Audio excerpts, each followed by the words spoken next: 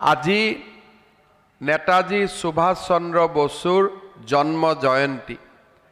আজিৰ এই পবিত্ৰ দিনটোত ভাৰতৰ স্বাধীনতা সংগ্ৰামৰ এগৰাকী উজ্জ্বল নক্ষত্ৰ আৰু আমাৰ সকলোৰে বাবে আদৰৰ সন্মানৰ নেতাজী সুভাষ চন্দ্ৰ বসুৰ প্ৰতি মই মোৰ শ্ৰদ্ধা নিবেদন কৰিছোঁ।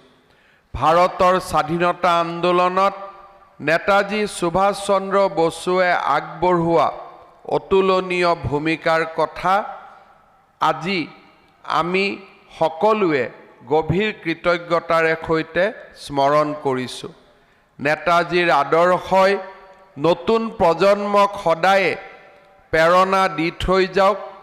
ভাৰতবৰ্ষক বিশ্বগুৰুৰূপে প্ৰতিষ্ঠা কৰাৰ যি এক নতুন স্বপ্ন বাস্তৱত ৰূপায়িত হোৱাৰ এক নতুন কৰ্মযজ্ঞ আৰম্ভ হৈছে, তাত নেতাজী সুভাষ চন্দ্ৰ বসুৰ জীৱন আদৰ্শই আমাক প্ৰেৰণা যোগাই যাওক, তাকেই মই কামনা কৰিছোঁ।